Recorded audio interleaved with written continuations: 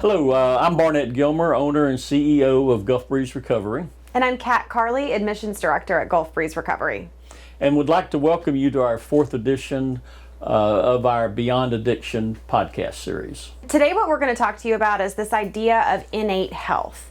And what we mean by innate health is a principle that says that we already have everything that we need to be happy, whole, content, and healthy within us. There's nothing that we have to do, add, create in order to attain health, wholeness, or well-being. That it's something that is innate within us. It's in our very nature. It's something that we're born with. And, some people may ask, well, what does this have to do with addiction? And my answer would be everything.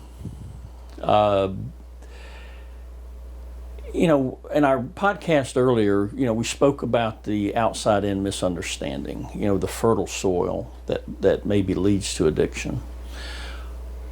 Well, when we start having an understanding about our innate health and that we're always coming back to our health if we just allow ourselves to, that, what takes us off of our health, mental health, is thought. And when we start to have a really insightful understanding about really what's going on there, then all of a sudden things start to change for us. We start to realize that, whoa, wait a minute, yeah, this is an illusion, that things outside myself cannot create peace, contentment, and happiness, that it comes from within me and that I have it. I've always had it. It's just been lost. And it was lost, through addiction. But even when a person is suffering with addiction, we still have moments of clarity that come, but then they quickly dissipate. And so, when that understanding changes the game. It does. And I kind of want to go back to why this seems so difficult. It would, for some people, to really grab a hold of as something that's really applicable to addiction. And that's because we're not talking about a doingness. What we're talking about is an understandingness.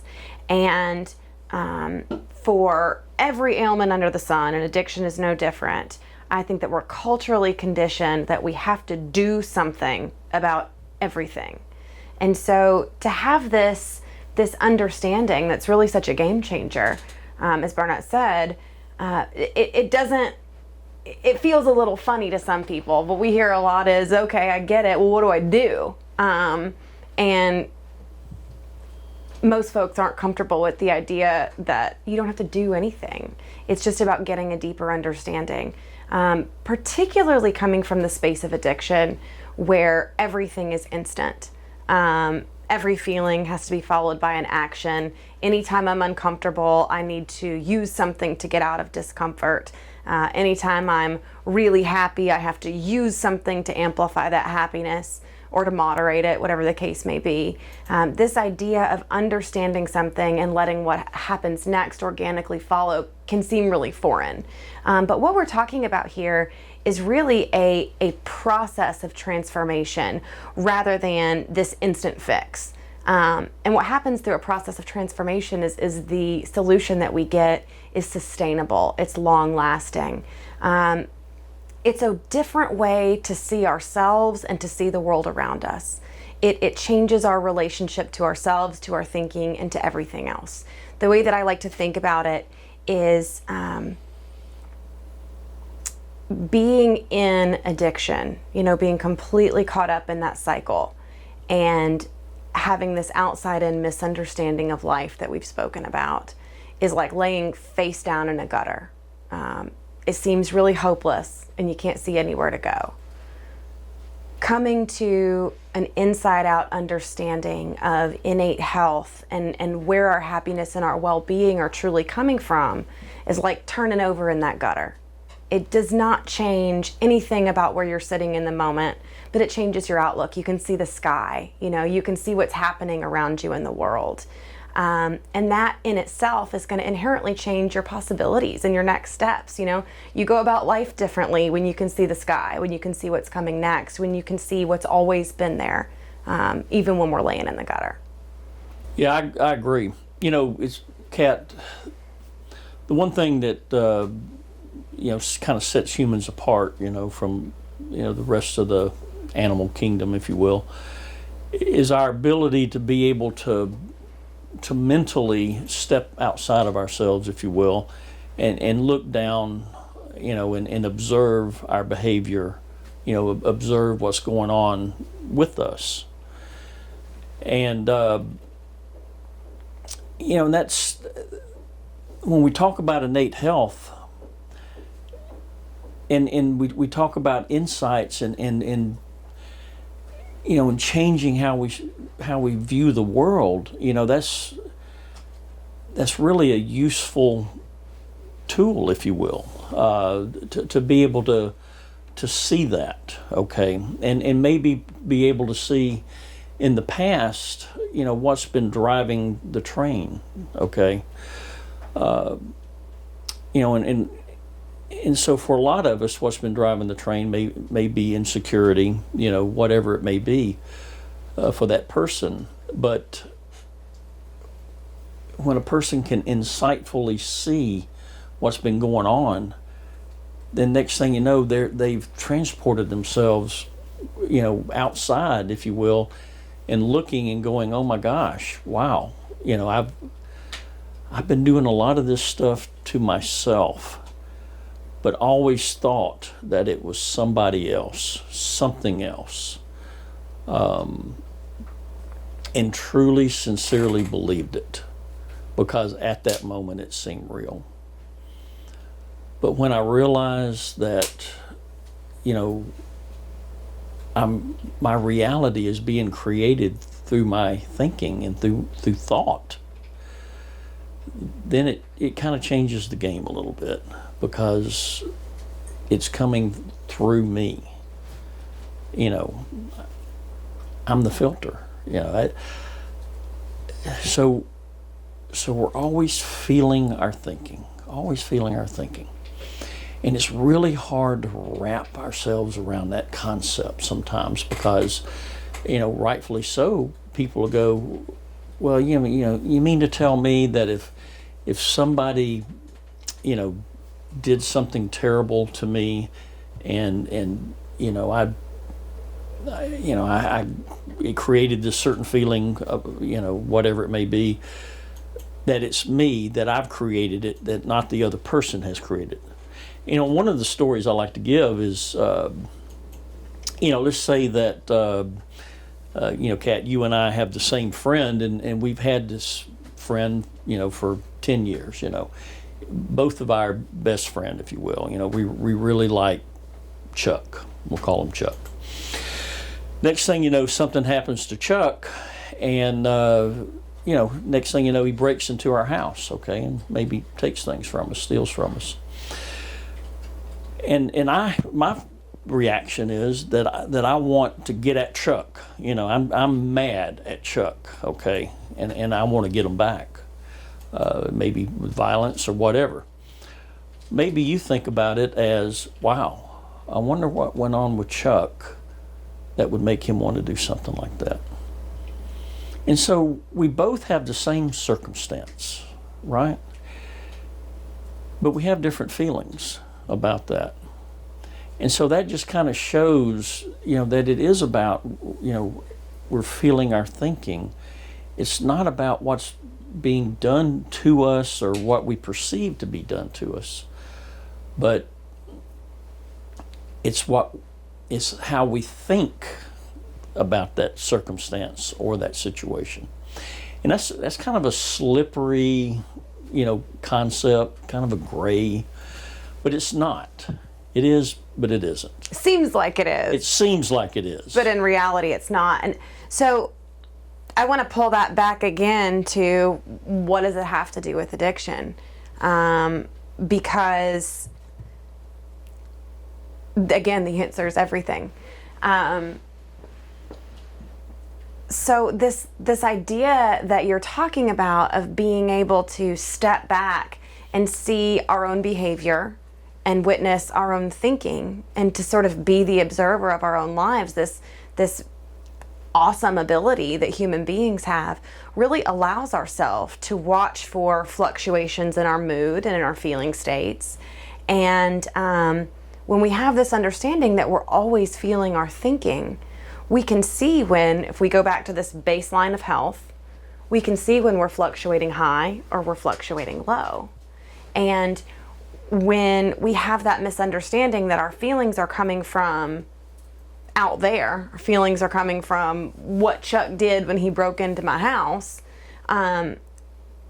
if I think it's coming from Chuck, then my go-to reaction is to try to change the circumstance, to try to change Chuck, to do something about it, or in the case of addiction, to try to change my feeling by changing my circumstance and using. But when we see that we have this baseline of innate health, that along this line, which we'll always return to, we're healthy, we're content, we're at peace, that when we're low, all we have to do is, just abide that feeling and we will come back to health. That when we're high, same thing, we will come back to health. That we always come back to this place of clarity and peace and well-being. It allows us to step back and notice when we're off that baseline of mental health. And what noticing it does is it separates us from our thinking in the moment. It allows us to come back to mental health more quickly and basically not take our thinking so seriously, not take our feelings so seriously. Just because I'm feeling like, God, this is the worst, most miserable day ever, I am terrible, I am miserable, that doesn't tell me anything about the day.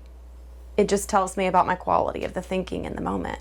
And when I see that it's not the day that has to change, it's just my thinking, I can sit back and allow it to do so naturally, which it already does.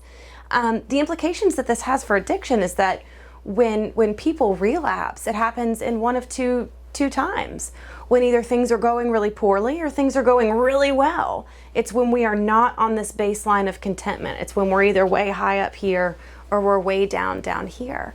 And getting to those places and realizing that there is nothing that has to be done about it is an understanding that is absolutely invaluable. It allows us to be able to put a period at the end of our feeling sentences. Going back to the example with Chuck, most of us naturally want to say, I'm mad, so I'm gonna, or my feelings are really hurt, so I gotta. And with someone in addiction, we've been conditioned to, so I'm gonna get high, so I gotta drink.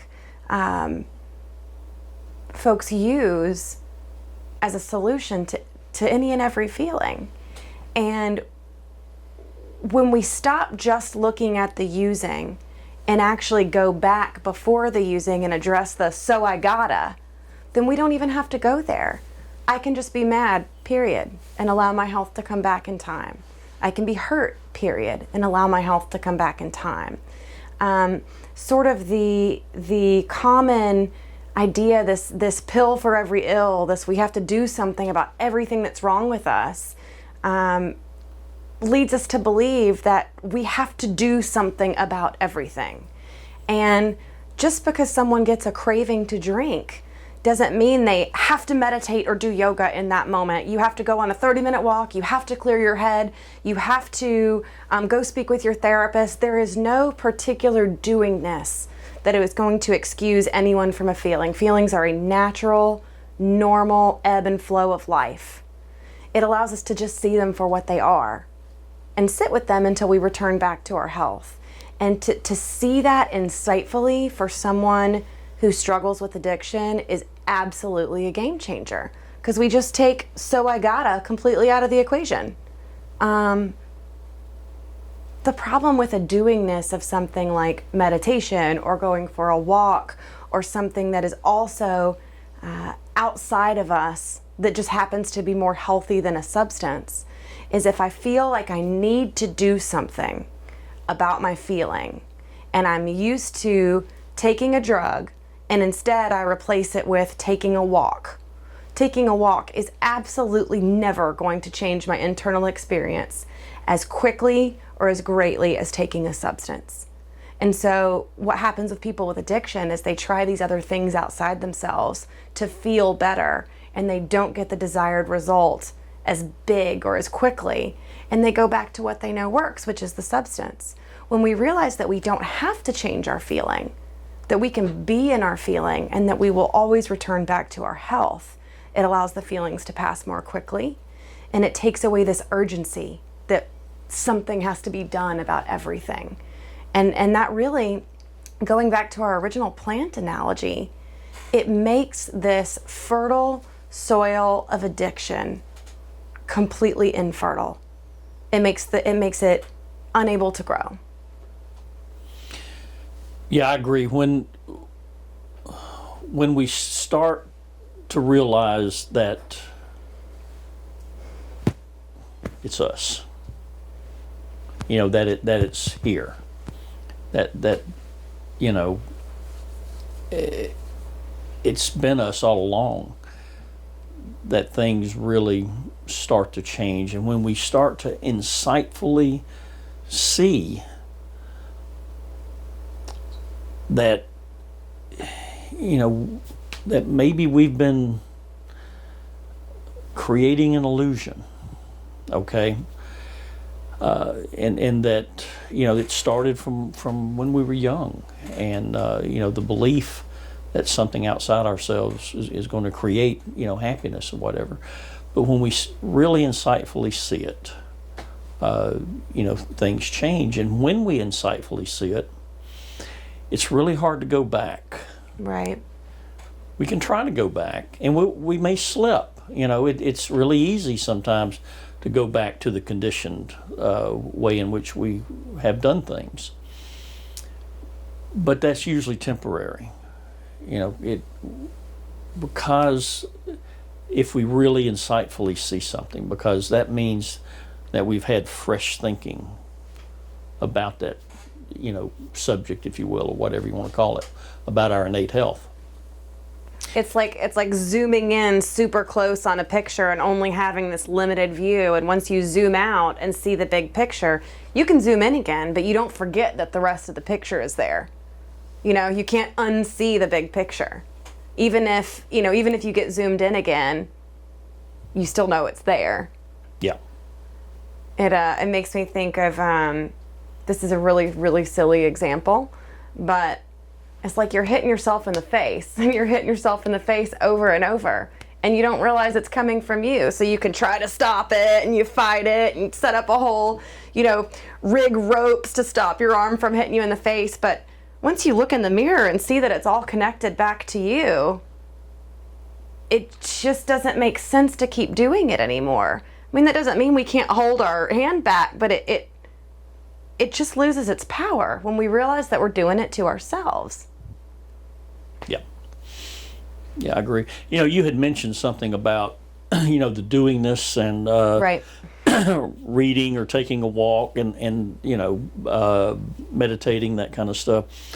Certainly not saying that any of that's wrong, because it's not. It's certainly fine. And can even be helpful. It can be helpful.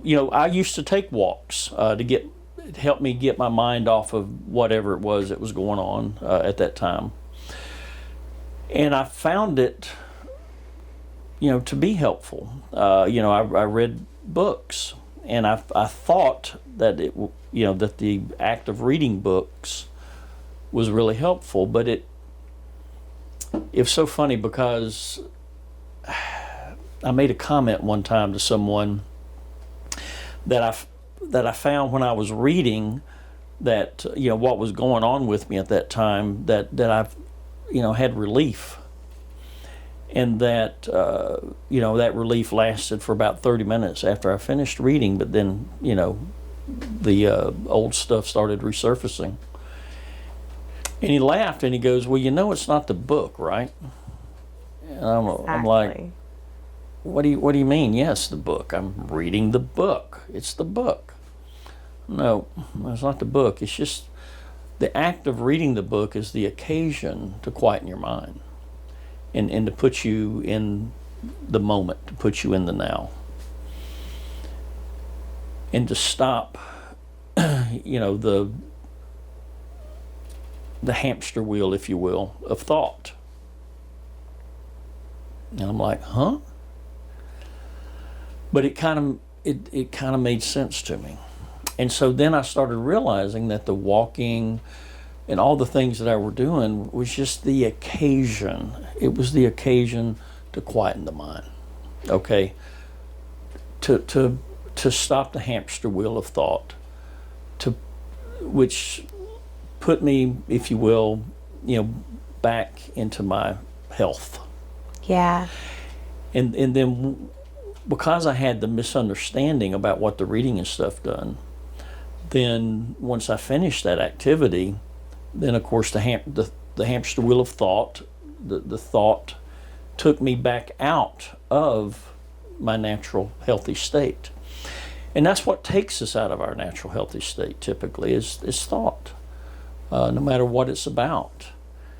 And so, when we have these cycles,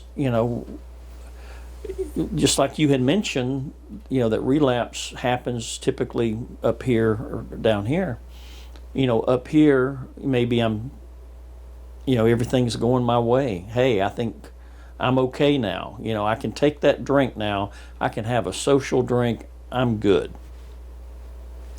Down here, life's terrible. Nothing's working right for me.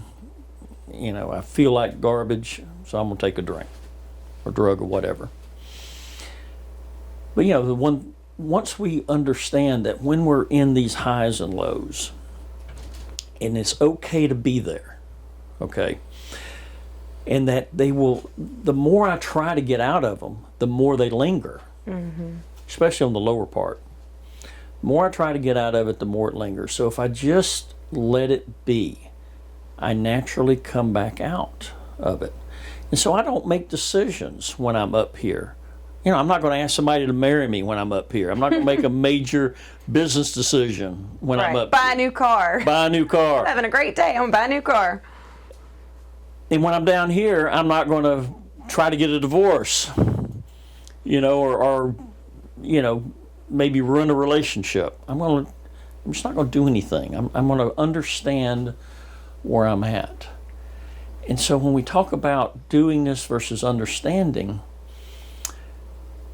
there's kind of a little gray fine line, if you will, because some people can go, well, isn't understanding a doing this? You're doing the act of understanding. Well, okay. But just understanding where you are, knowing it's okay, knowing you're going to get back to your health, has all the implications in the world. Because when we're in a low mood state, we're not damaging relationships. We're not creating harm, with our employer or spouse or, whatever, whoever. We're letting it pass before we do that harm. But most important, we're not harming ourselves. And that makes all the difference in the world because we understand we don't have to go outside ourselves to change that it's going to change.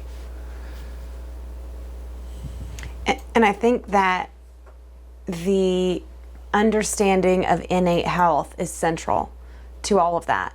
Because I know you were talking about quieting the mind is where we find relief. It's because our natural state is health and well-being and relaxed and at peace and in the moment and just here.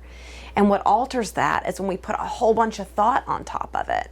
So when we're in a really low place or we're in a really high place and we try to do something to alter that really quickly, it requires a lot of thought. What am I going to do to fix this? How am I going to fix this? How can I get better? And is this going to help? Is this going to help? Is this helping? It requires a lot. We're putting a lot of thought on top of the thought that created the feeling to begin with, which just makes the feeling bigger. We're trying to think our way out of a thought-created problem, which makes no sense. Once we realize that the feeling is a thought-created state, we can do whatever activity it is that helps us to quiet the mind or get back to the moment. It's nothing in particular. It's no specific doingness. There's nothing that we have to do or not do. It's just that understanding that we are creating that feeling state for ourselves through the activity of thought, and that no amount of thought on top of that is going to fix it. Nothing has to be fixed. We can just lean into the feeling, and we're guided really naturally back to our health in that way. One thing that I want to point out is that addiction does alter the brain in some measurable ways. It really does alter our reward system, which in turn changes and incentivizes us to think particular thoughts with increasing frequency and increasing urgency. And this understanding does not take away from that fact. What it does is it changes our relationship to our thinking. So we can still experience thought, we can experience urgency, we can experience this pull of craving and addiction, but we're able to see it for what it is. Going back to what you were saying, about being able to step back and experiencing ourselves in a behavior or having a thought, instead of chasing the thought itself. Just this feeling that I absolutely have to drink, I absolutely have to use. Instead of following that, we can step back and see that it's a thought. And there's nothing that has to be done. It's a feeling. There's nothing that has to be done. We will return back to our baseline innate health. When we talk about feeling our thinking, that kind of stuff, insecurity is one of the big things that I think about, because there's blind thought. Okay, we may call it maybe a deeply held belief even. Okay, something we don't, a belief or a thought that we don't think about, that doesn't surface. And I think insecurity is maybe one of those things that we kind of pick up when we're maybe younger or whatever, but that thought of not being good enough. I don't think many people have the conscious thought that I'm not good enough kind of thing. It's just something that's there. Okay. But it creates that person's lens, okay, for how they're viewing the world. And so I can, for an example, I could say that maybe a person to overcome, their insecurity, that they really go all out in their job. Okay, that's really important to them, that I have got to excel at my work. And then the next thing somebody might criticize their work or offer a hint or something like that, and then maybe they get just really they just blow up, and it's just instant, and it really seems like that the person that criticized them is creating that experience because it's so sudden, right? Bam. But there's a lot of other people out there that would take that criticism and go, oh, okay, I never thought about that. And so, it is still the underlying thinking that creates that, but it's something that's blind to a person. And so, it kind of goes back, if you will, to those that internal unrest that we talked about in previous podcasts, right? That's creating the need to look outside ourselves for a better feeling, that kind of thing. But in reality, when we have an insightful understanding about really what's going on and what's, oh my gosh, I can't believe that this has really been going on all this time, that it's been driving the train. You know, we said it before, I'll say it again. I mean, it just changes things. Absolutely right, Bernard. I think that what's important to remember is that I know I meditate, I go for walks, I read. There are so many activities that I do as a part of my life and my routine that I find really helpful as far as quieting the mind. And so I don't want to discount the efficacy of anything, because those things really can be helpful. The point that I think that we're trying to make is that they're not required. That meditating just happens to be what I do when my mind is quieting down, when my thoughts are slowing down and my innate health is rising to the surface. That going for a walk happens to be an occasion when my mind slows down and my innate health rises to the surface.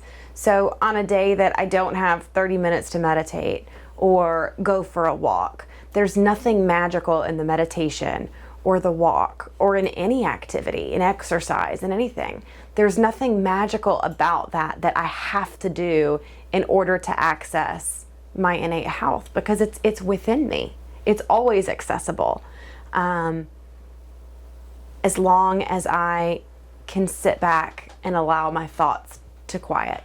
And there are all kinds of activities that I can do that can help facilitate that. And also, I don't have to do anything. I mean, it just is my natural state. And so it's the state that I'll always return to. So this is what we've been talking about the last 3 podcasts, this model of a plant. And the way that we've been talking about it is everything above the soil is the observable behavior of addiction, the things you can see, the using behavior, the scheming. These roots here are what are commonly referred to as the roots of addiction, or things that cause internal unrest. Things like insecurity, trauma, depression, anxiety, anything that's happening that is creating a feeling that's uncomfortable. And then the soil has been a misunderstanding of how we're experiencing life. You know, for addiction to grow, we need this soil to be fertile, with this misunderstanding that something outside of us is going to be responsible for our well-being and our happiness and our peace. And as we've been talking about this whole time, it's not outside of us, it's innate. It's been within us the whole time. And so this understanding of innate well-being, it doesn't necessarily change the roots. It doesn't undo the trauma. It doesn't, immediately fix insecurity or depression or anxiety. But what it does is it changes our relationship to it. And so as we're experiencing these things through the filter of thought, and by thinking we're having feelings, we're able to see that our feelings are actually coming from our thinking. And we're able to see it for what it is. Instead of acting on outside issues in the moment, we can actually see that we're the captain of our own ship, that we're actually creating our experience moment to moment through thought. And that just has massive implications when it comes to addiction. Yeah, I agree. And so, yeah, the best way to make the soil fallow, is to not just have an intellectual understanding, of where our moment-to-moment experiences come from, through the gift of thought, but to have a deep down, insightful understanding, kind of almost an aha kind of, oh my gosh, oh wow, kind of thing that really changes how we see things, that gives us, fresh thinking. They don't die instantaneously. Yeah, they didn't pop up overnight. Making the soil infertile does not cause the plant to instantaneously die. But what we've done is we've made it not make sense for a plant to grow here anymore. And that's what happens with this understanding of innate health, this understanding how thinking is shaping our experience, is that it just doesn't make sense for addiction to grow there anymore. With addiction, all the power is in the thought.